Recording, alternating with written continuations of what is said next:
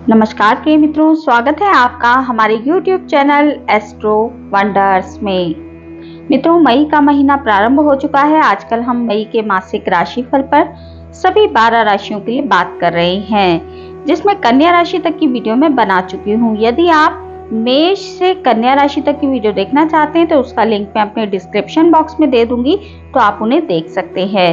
आज पारी है तुला और वृश्चिक राशि की। आज की इस वीडियो में तुला और वृश्चिक राशि वाले जातकों के लिए बात करने वाले हैं कि उनके लिए मई 2024 कैसा रहने वाला है, किस प्रकार के ग्रहों के गोचर रहेंगे, कौन सा ग्रह कब अपना राशि परिवर्तन करेगा तथा उसका कैसा प्रभाव आपको देखने के लिए मिलेगा। ये सारी चीजें हम आज की इस वीडियो में तुला और वृश्चिक राशि वाले जातकों के लिए जानने वाले हैं। बात आपके सभी क्षेत्रों पर की जाएगी, चाहे आपका स्वास्थ्य हो, शिक्षा हो, करियर, नौकरी, सरकारी नौकरी, व्यापार, शेयर मार्केट, आर्थिक पक्ष, विदेशी पक्ष, भूमि भवन वाहन का पक्ष, परिवार, संतान का विवाह, वैवाहिक जीवन, प्रेम और भाग्य के विषय में हम बात करेंगे। बात अंत में आपके लिए उपायों की भी की जाएगी, तो अपनी राशि का हाल आपको पूरा सुनना चाहिए ताकि कोई भी चीज आपसे मिस ना हो। तो देर ना करते हुए वीडियो को शुरू करते हैं और बात सबसे पहले कर लेते हैं तुला राशि की। तुला राशि वाले जातकों के लिए सबसे पहले ग्रहों के गोचर के विषय में बात कर लेते हैं। सूर्य से शुरुआत करते हैं। सूर्य आपकी राशि से सप्तम भाव में उच्च के होकर गोचर कर रहे हैं। 15 मई तक सूर्य आपके सप्तम भाव में ही गोचर करेंगे। 15 मई को सूर्य अपना राशि परिवर्तन करेंगे और आपके अष्टम भाव में प्रवेश कर जाएंगे। यहाँ पर सूर्य गुरु और शुक्र के साथ युति में रहेंगे। मंगल आपकी राशि से छठे भाव में गोचर कर रहे हैं। 1 जून तक मंगल आपके छठे भाव में राहु के साथ युति बनाकर गोचर करेंगे। कोई परिवर्तन मई के महीने में मंगल नहीं करेंगे। शुक्र आपकी राशि से सप्तम भाव में गोचर कर रहे हैं सूर्य के साथ। शुक्र 19 मई तक आपके सप्तम भाव में ही गोचर करेंगे।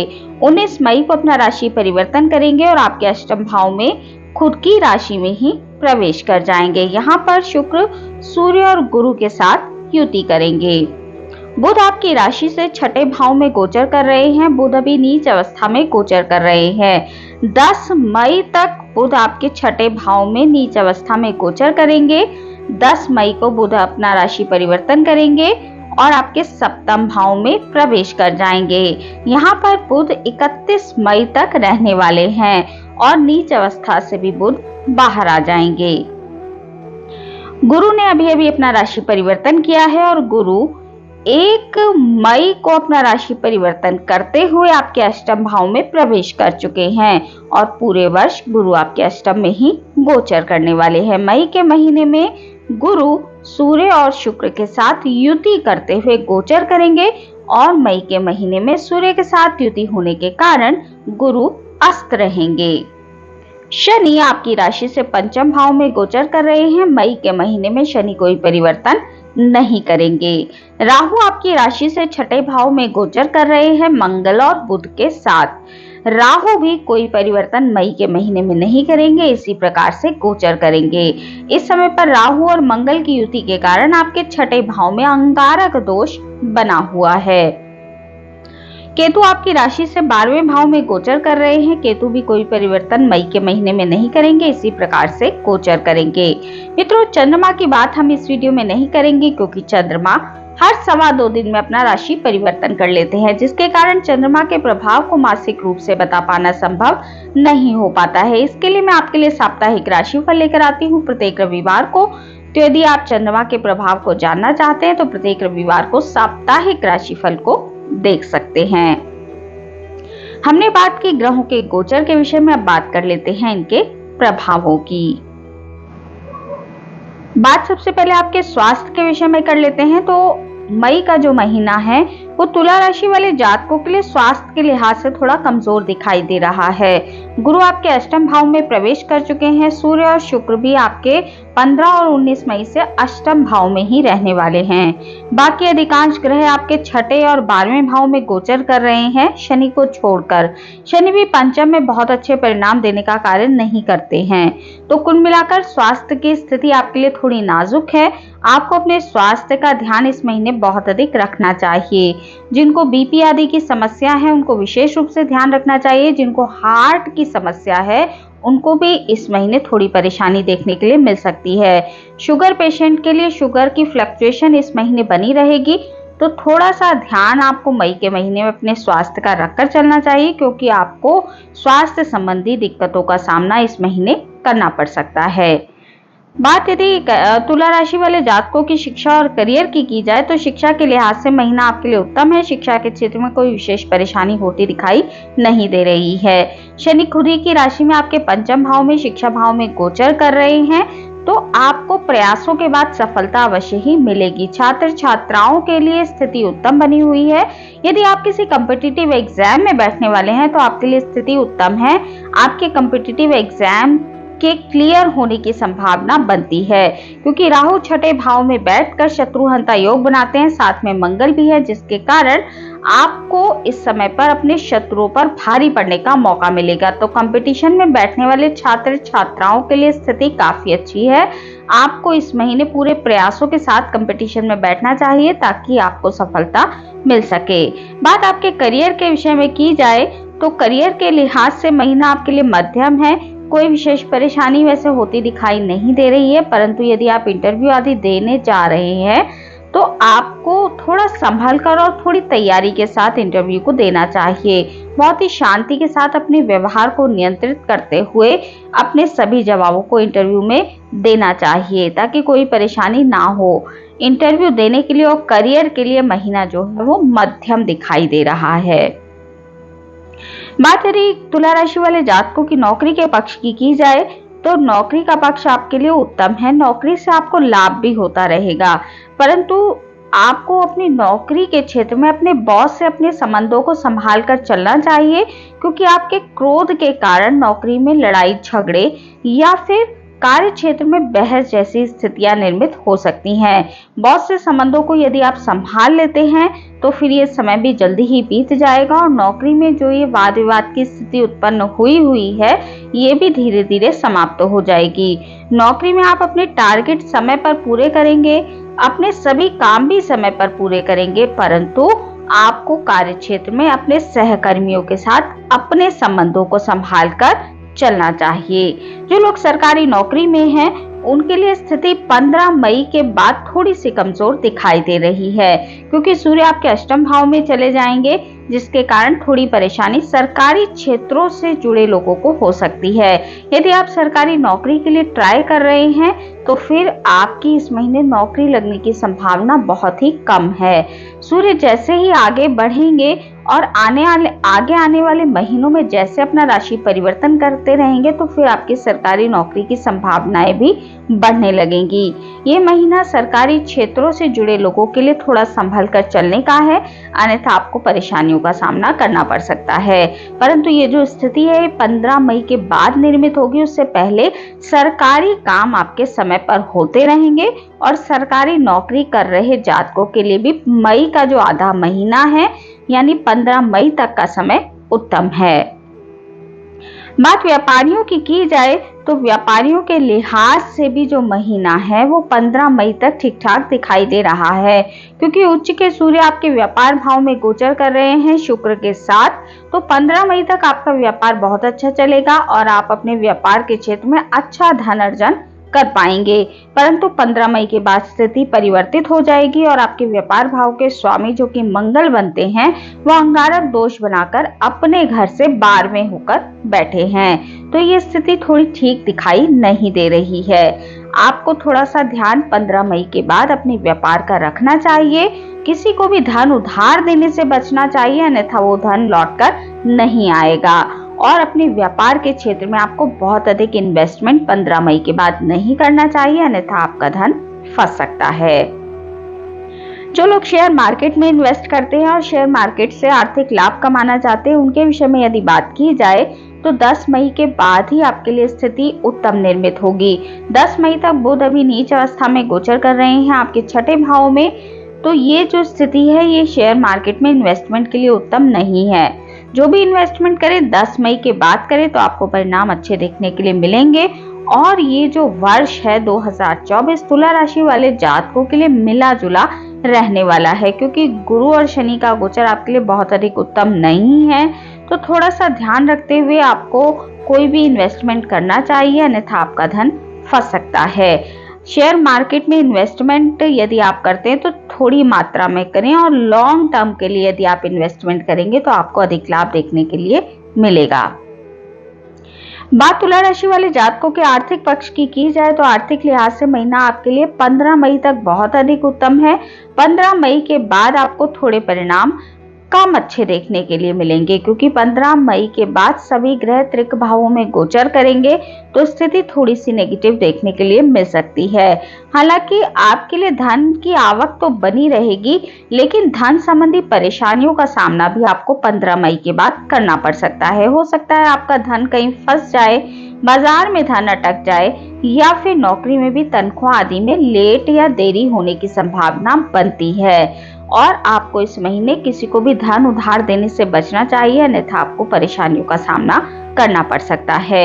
आपको इस महीने अपने खर्चों को भी 10 मई तक थोड़ा कंट्रोल करके चलना चाहिए, क्योंकि आपके 12वें भाव के स्वामी जो है वो नीच के होकर गोचर कर रहे हैं। तो थोड़ा सा ध्यान अपने खर्चों का भी रखें, क्योंकि खर्चे बढ़ने के कारण आपको लोन जैसी स्थितियों का सामना भी करना पड़ सकता है।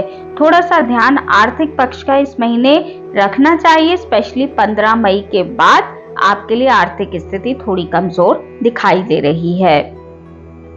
बात उन लोगों की जाए जो विदेशों से जुड़कर कोई नौकरी करते हैं, व्यापार करते हैं, इंपोर्ट एक्सपोर्ट आदि का व्यापार विदेशों से जुड़कर करते हैं, एमएनसी में नौकरी करते हैं, विदेश घूमने फिरने के लिए जाना चाहते हैं, या फिर विदेश जाने के लिए वीजा आदि के लिए अप्लाई कर रहे हैं। आपके सभी विदेशों संबंधी कार्य बुध के नीच अवस्था से बाहर आने के बाद ही बनने लगेंगे।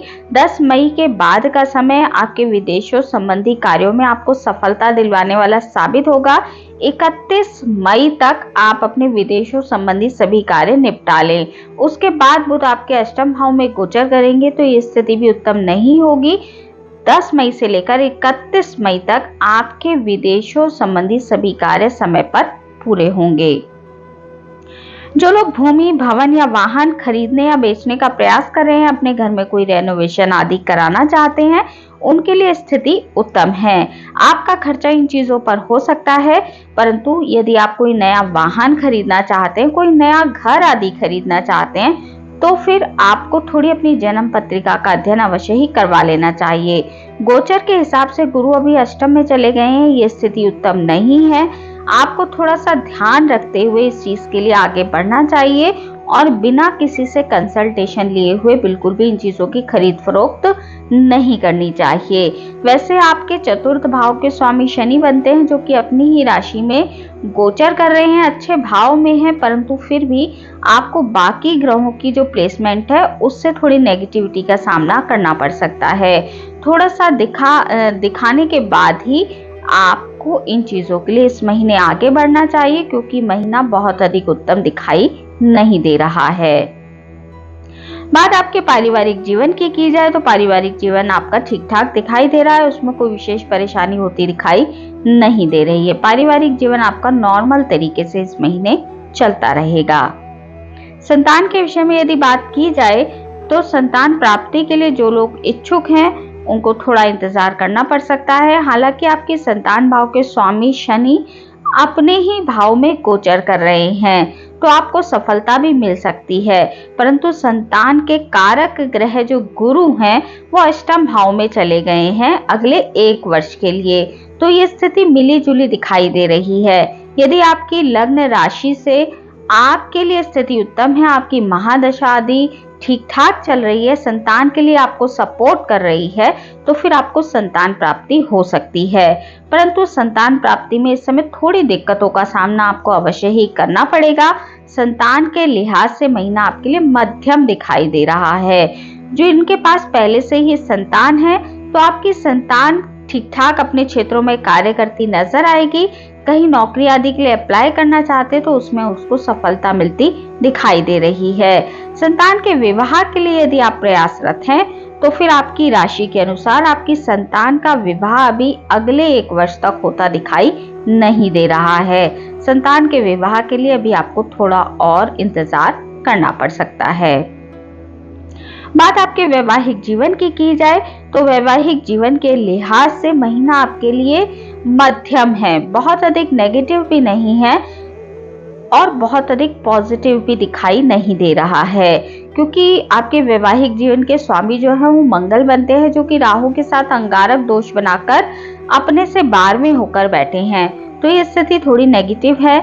अभी 15 मई तक उच्च के सूर्य और शुक्र आपके वैवाहिक जीवन को संभाले हुए हैं, तो 15 मई तक तो कोई बहुत अधिक नेगेटिविटी वैवाहिक जीवन में देखने के लिए नहीं मिलेगी, परंतु उसके बाद आपको थोड़ी नेगेटिविटी का सामना, थोड़ी क्लेश और वाद विवाद का सामना वैवाहिक जीवन में करना पड़ सकता है। मई के 15 दिन थोड़े से नेगेटिव दिखाई दे रहे हैं। बात प्रेमी और प्रेमिकाओं की जाए तो प्रेमी और प्रेमिकाओं के लिहाज से महीना आपके लिए मध्यम है। बहुत अच्छे परिणाम प्रेम के क्षेत्र में नहीं दिखाई दे रहे हैं और यदि आपका प्रेम छल से रहित है तो फिर आपको थोड़ा सा ध्यान रखते हुए चलना चाहिए। आप यदि छल कर रहे हैं अपने प्रेमी या प्रेमिका के साथ तो अवश्य ही आपका वो छल सामने आ जाएगा और आपका रिश्ता इस छल के कारण टूटने की संभावना बन सकती है। परंतु यदि आपका जो रिश्ता है वो बिल्कुल किसी भी प्रकार की मलिनता उसमें नहीं है और निर्दोष है तो फिर आपका प्रेम जीवन ठीक ठाक चलता हुआ दिखाई दे रहा है। भाग्य के पक्ष की यदि आपके लिए बात की जाए तो भाग्य का साथ आपको 10 मई के बाद अधिक मिलेगा। 10 मई तक आपके भाग्येश जो बुध है वो भी नीच अवस्था में आपके 6ठे भाव में गोचर कर रहे हैं, तो भाग्य का साथ पाने के लिए आपको 10 मई तक का इंतजार करना पड़ेगा। 10 मई के बाद आपके भाग्येश आपके केंद्र में 7वें भाव में गोचर करेंगे तो आपके लिए भाग्य की स्थिति उत्तम हो जाएगी।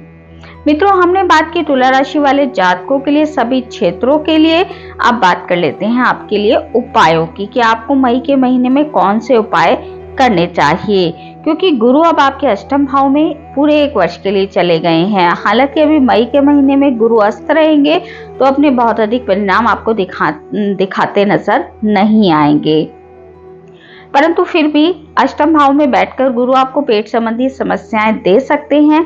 आपके स्वास्थ्य में गिरावट देखने के लिए मिल सकती है, तो अपने स्वास्थ्य का आपको ध्यान रखना चाहिए, स्पेशली अपने पेट का और खाने पीने का विशेष रूप से आपको ध्यान रखना चाहिए। और भगवान विष्णु की पूजा और बृहस्पतिवार के दान आपको अब शुरू कर देने चाहिए।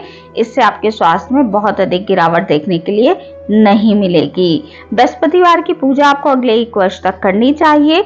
और इस महीने जो आपको कोई विशेष उपाय करना है वो है मंगल का।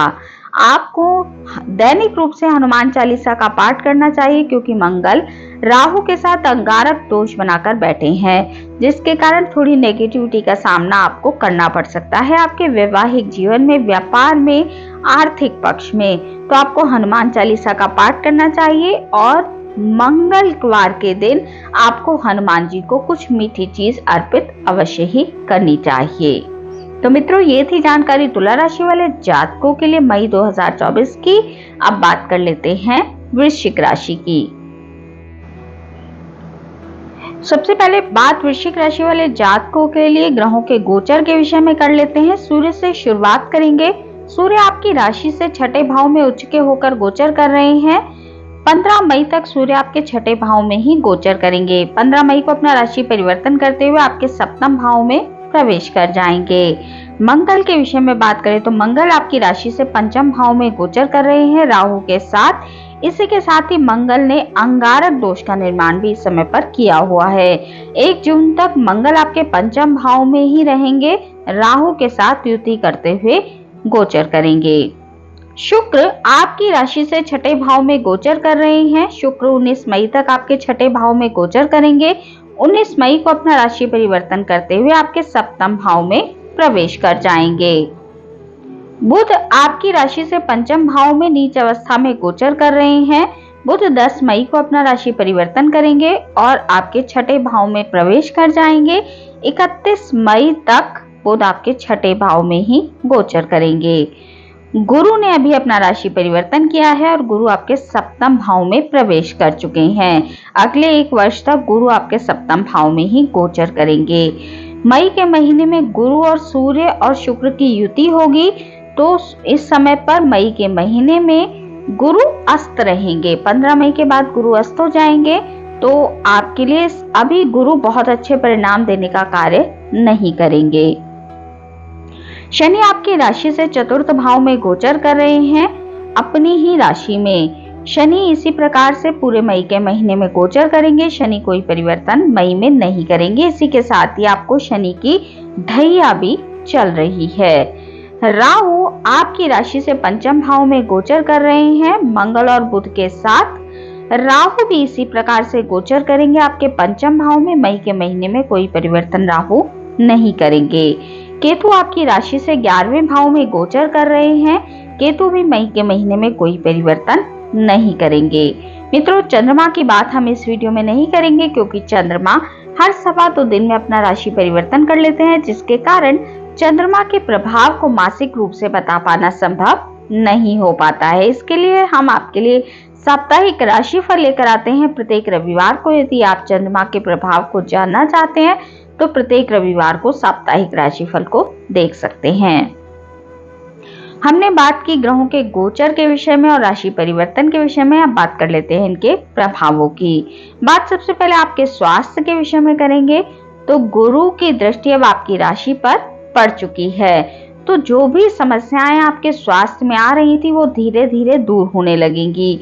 शनि के कारण जो भी आपके स्वास्थ्य में परेशानी थी या फिर जो भी अन्य ग्रहों के कारण स्वास्थ्य में परेशानी दिखाई दे रही थी, धीरे धीरे मई के महीने में वो आपको दूर होती नजर आएंगी। पेट से यदि आप परेशान चल रहे थे तो वो भी धीरे धीरे आपका ठीक होने लगेगा। कोई विशेष परेशानी आपके स्वास्थ्य में होती इस महीने दिखाई नहीं दे रही है। केवल आपको अपनी स्किन का थोड़ा सा ध्यान रखना चाहिए, क्योंकि बुध नीच अवस्था में गोचर कर रहे हैं, जिसके कारण आपको थोड़ी बहुत स्किन संबंधी समस्याओं का सामना करना पड़ सकता है। अन्यथा कोई स्वास्थ्य संबंधी परेशानी आपको इस महीने होती दिखाई नहीं दे रही है। बात यदि आपकी शिक्षा और करियर के विषय में की जाए तो शिक्षा के लिहाज से महीना आपके लिए उत्तम है। हालांकि शिक्षार्थियों का जो ध्यान है वो बीच बीच में थोड़ा सा भटक सकता है, परंतु आप अपनी शिक्षा के क्षेत्र में इस महीने बहुत अधिक मेहनत करते नजर आएंगे। अंगारक दोष के कारण आप अपने शिक्षा के क्षेत्र में मेहनत भी करेंगे और अपने कंपटीटर्स पर भारी भी पड़ेंगे। तो ये जो स्थिति है वृश्चिक राशि वाले जातकों के छात्र छात्राओं के लिए उत्तम बनी हुई है। अंगारक दोष आपके लिए पॉजिटिव रूप से काम करेगा। कोई विशेष परेशानी आपकी शिक्षा के क्षेत्र में होती दिखाई नहीं दे रही है। करियर के विषय में यदि बात की जाए तो करियर आपका बहुत अच्छा दिखाई दे रहा है। यदि आप कहीं पर इंटरव्यू आदि देने जा रहे हैं, सरकारी क्षेत्रों से जुड़कर नौकरी के लिए प्रयासरत हैं, या फिर आप कहीं प्राइवेट नौकरी के लिए भी प्रयासरत हैं, तो फिर आपका ये सपना इस महीने पूरा होता दिखाई दे रहा है। सूर्य आपके छठे भाव में यानी कि कंपटीशन वाले भाव में उच्च के होकर गोचर कर रहे हैं, तो ये स्थिति आपके लिए उत्तम बनी हुई है। कंपटीशन में और करियर के क्षेत्र में आपको लाभ देखने के लिए अवश्य ही मिलने वाला है। मई का महीना करियर के लिहाज से आपके लिए उत्तम है।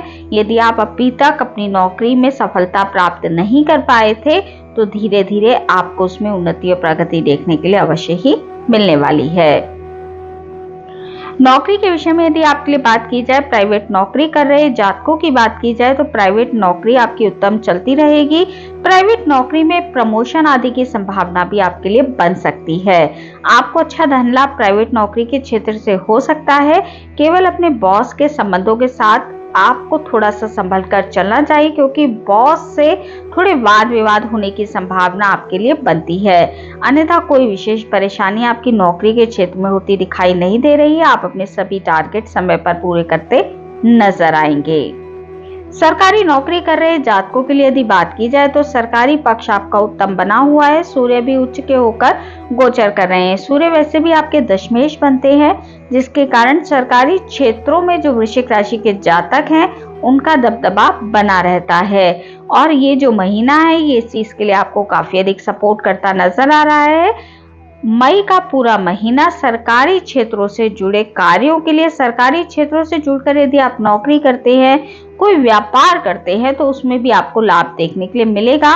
व्यापार में किसी नए शुरुआत होती दिखाई दे रही है।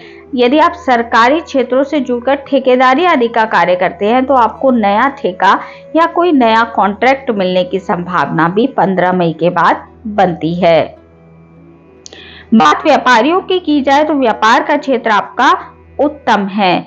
आपके व्यापार भाव के स्वामी शुक्र बनते हैं, जो कि 19 मई से अपनी खुद ही की राशि में गोचर करेंगे। सूर्य भी आपके व्यापार भाव में गोचर करेंगे और गुरु भी आपके व्यापार भाव में प्रवेश कर चुके हैं। कुल मिलाकर व्यापार के क्षेत्र में यदि अभी तक कोई परेशानी चल भी रही थी, आपका व्यापार बहुत मंद गति से चल रहा था या कार्य क्षेत्र में किसी प्रकार की कोई परेशानी थी, तो स्वतः ही धीरे धीरे दूर होने लगेगी। गुरु की दृष्टि और प्लेसमेंट के कारण व्यापारियों का व्यापार बहुत अच्छा चलेगा। वहीं जो लोग नया व्यापार प्रारंभ करने के लिए प्रयासरत थे और उसमें अभी तक सफलता नहीं मिल पा रही थी, तो उसमें भी आपको सफलता अवश्य ही मिलने वाली है। मई के महीने में आपका व्यापार बहुत अच्छा चलेगा, उसमें कोई परेशानी होती दिखाई नहीं दे रही है। बात उन लोगों की जाए जो कोई शेयर मार्केट से लाभ कमाना चाहते हैं, शेयर मार्केट में इन्वेस्टमेंट आदि करते हैं, तो मई के महीने में आपको थोड़ा सा इन्वेस्टमेंट सोच समझकर करना चाहिए। हालांकि वृश्चिक राशि वाले जातकों के लिए शेयर मार्केट से लाभ कमाने के मौके बने हुए हैं, क्योंकि पंचम भाव में राहु गोचर कर रहे हैं और लाभ भाव में केतु। पंचम भाव में राहु के गोचर के कारण शेयर मार्केट से आपको अवश्य ही निकट भविष्य में लाभ देखने के लिए मिलेगा, क्योंकि गुरु आपके केंद्र में आ चुके हैं और बाकी ग्रहों की स्थितियां भी आपके लिए उत्तम बनी हुई हैं। परंतु 10 मई तक क्योंकि बुध अभी नीच के हैं, शेयर मार्केट में बुध को बहुत अधिक प्रधानता दी जाती है, साथ ही राहु और केतु को भी देखा जाता है। तो बुध अभी जब तक नीच के रहेंगे, यानी 10 मई तक आपको बहुत अधिक इन्वेस्टमेंट नहीं करनी चाहिए। उसके बाद ही आपको किसी प्रकार की शेयर मार्केट में इन्वेस्टमेंट करनी चाहिए, तो आपको लाभ देखने के लिए अवश्य ही मिलेगा। थोड़ा सा सोच समझकर चले। यदि आपकी कुंडली में राहु और केतु की स्थिति उत्तम नहीं है, तो फिर शेयर मार्केट में बहुत अधिक इन्वेस्टमेंट आपके लिए लाभकारी साबित नहीं होगी। बात आपके आर्थिक पक्ष की जाए तो आर्थिक लिहाज से महीना आपके लिए उत्तम है। यदि आप धन को लेकर अभी तक परेशान चल रहे थे, धन आपके पास जुड़ नहीं रहा था, खर्चे बहुत बढ़े हुए थे और धन की आवक भी बहुत अधिक धीमी थी, तो फिर आपको इन सभी चीजों में धीरे धीरे प्रगति देखने के लिए मिलेगी और आपकी ये सारी समस्याएं धीरे धीरे सुलझने लगेंगी, क्योंकि गुरु केंद्र में है और गुरु आपके धनेश बनते हैं। धन भाव के स्वामी का केंद्र में आना आपके लिए बहुत अच्छे योग का निर्माण करता है। स्पेशली जो लोग व्यापार करते हैं उनके लिए स्थिति बहुत अच्छी निर्मित है। आपको आपका व्यापार दिन दूनी और रात चौगनी तरक्की करता नजर आएगा। हालांकि ये जो स्थिति है आपको मई के महीने में कम देखने के लिए मिलेगी, क्योंकि गुरु ने अभी अभी अपना राशि परिवर्तन किया है और उसके बाद सूर्य के साथ के कारण गुरु अस्त होने जा रहे हैं। तो ये जो स्थिति है निकट भविष्य में एक आध महीने में आपको देखने के लिए मिलेगी, परंतु आपका जो अच्छा समय है धन के लिहाज से वो अब शुरू हो चुका है। बात विदेशी भूमि की जाए, विदेशी भूमि से जुड़कर जो लोग कोई कार्य करते हैं, व्यापार करते हैं, एमएनसी में नौकरी करते हैं, विदेश घूमने फिरने के लिए जाना चाहते हैं या फिर वीजा आदि के लिए अप्लाई कर रहे हैं, विदेशों संबंधी सभी कार्य आपके 19 मई के बाद अधिक तेजी से बनेंगे और विदेश घूमने फिरने के अवसर भी आपको मिलने वाले हैं। हो सकता है यदि आप व्यापारी हैं तो आपको व्यापार के सिलसिले में विदेश यात्रा करनी पड़े। 19 मई के बाद इस चीज की प्रबल संभावना दिखाई दे रही है। आपकी यात्रा 19 मई के बाद अवश्य ही होने जा रही है, चाहे वो व्यापार के क्षेत्र में हो, नौकरी के क्षेत्र में हो या फिर आप घूमने फिरने के लिए जाना चाहते हो। सभी क्षेत्रों में आपको लाभ देखने के लिए 19 मई के बाद अधिक तीव्र गति से मिलेगा। हालांकि आपके विदेशों संबंधी कार्य अब भी बन रहे होंगे, परंतु 19 मई के बाद और अधिक तेजी से बनने लगेंगे। बात उन लोगों की जाए जो कोई भूमि, भवन या वाहन खरीदना या बेचना चाहते हैं, अपने घर में कोई रेनोवेशन आदि का कार्य कराना चाहते हैं, तो शनि आपके चतुर्थ भाव में गोचर कर रहे हैं। चतुर्थ भाव में बैठकर शनि आपके लिए भूमि और भवन खरीदने की स्थिति निर्मित किए हुए हैं। तो वृश्चिक राशि के बहुत सारे जातक अगले 1 वर्ष में कोई भूमि, घर आदि खरीद सकते हैं, अपने घर में कोई रेनोवेशन आदि का कार्य करा सकते हैं। परंतु वाहन आपको सोच समझकर खरीदना चाहिए। वाहन की खरीदारी आपको तभी करनी चाहिए जब शनि अपना राशि परिवर्तन कर ले। हालांकि वाहन खरीदने के योग भी आपके लिए बने हुए हैं, परंतु एक बार वाहन खरीदने से पहले अपनी कुंडली का विश्लेषण आपको अवश्य ही करवा लेना चाहिए। बात आपके पारिवारिक जीवन की जाए तो पारिवारिक जीवन आपका मिला जुला दिखाई दे रहा है। पारिवारिक जीवन में यदि कोई परेशानियां थी तो वो धीरे धीरे इस महीने दूर होने लगेंगी, परंतु बीच बीच में थोड़े बहुत वाद विवाद या थोड़ी बहुत नेगेटिविटी का सामना आपको आपके पारिवारिक जीवन में करना पड़ सकता है। शनि की ढैया आपके चतुर्थ भाव में लगी हुई है, जिसके कारण पारिवारिक जीवन में थोड़ी बहुत समस्याओं का सामना आपके लिए बना रहेगा। पारिवारिक सदस्यों के स्वास्थ्य के कारण आपको चिंताएं रह सकती हैं, या फिर पारिवारिक जीवन में थोड़ी कलह और परेशानी का सामना आपको करना पड़ सकता है। संतान के पक्ष की यदि आपके लिए बात की जाए तो संतान आपकी ठीक ठाक चलने वाली है, परंतु आपको अपनी संतान के स्वास्थ्य का इस महीने बहुत अधिक ध्यान रख के चलना है। आपकी संतान इस महीने क्रोधी बहुत अधिक होने वाली है। बहुत अधिक चंचल और क्रोध के कारण आपकी संतान को चोट चपेट लगने की संभावना इस महीने बनी हुई है। अपनी संतान का जितना हो सके केयर करें और अकेले उनको कहीं बाहर भेजने से आपको इस महीने बचना चाहिए, क्योंकि अंगारक दोष का निर्माण आपके संतान भाव में है, जिसके कारण संतान के लिए चोट चपेट लगने की संभावना बहुत अधिक है। छोटी जो यदि आपकी संतान है तो फिर उनका बहुत अधिक ध्यान रखें, और यदि आपकी संतान ड्राइविंग आदि करती है, स्कूटी चलाती है, तो फिर उनको हेलमेट और बिना सीट बेल्ट के कहीं भी बाहर ना जाने दें। उन्हें इस चीज से अवगत कराएं कि उनको चोट चपेट लगने की संभावना बनी हुई है, ताकि वो अपना स्पेशल ध्यान रखें और कोई बड़ी घटना ना हो। संतान के विवाह के लिए यदि बात की जाए तो संतान का विवाह जो है वो आपका, यदि आप प्रयास कर रहे हैं तो अगले 1 वर्ष में होता दिखाई दे रहा है। आपकी संतान यदि प्रेमी या प्रेमिका है और प्रेम जीवन बिता रहे हैं, लव मैरिज के लिए यदि आपकी संतान प्रयासरत है, तो वो सपना भी उनका पूरा हो सकता है। संतान के विवाह के लिए यदि आप प्रयास करते हैं तो फिर अवश्य ही आपकी संतान का विवाह इस साल होने जा रहा है। आपके वैवाहिक जीवन के विषय में यदि बात की जाए तो वैवाहिक जीवन आपका ठीक ठाक चलता रहेगा। कोई परेशानी अभी तक थी भी तो वो भी स्वतः ही धीरे धीरे दूर होने लगेगी। और यदि आप वैवाहिक जीवन में अलगाव के कारण परेशान थे तो आपके वैवाहिक जीवन से रिलेटेड जो भी परेशानियां थी वो इस वर्ष दूर होने जा रही हैं। यदि आप डिवोर्स के लिए अप्लाई कर रहे थे तो वो भी आपको मिलने जा रहा है। विवाह के लिए यदि आप प्रयासरत थे तो आपका विवाह होने जा रहा है।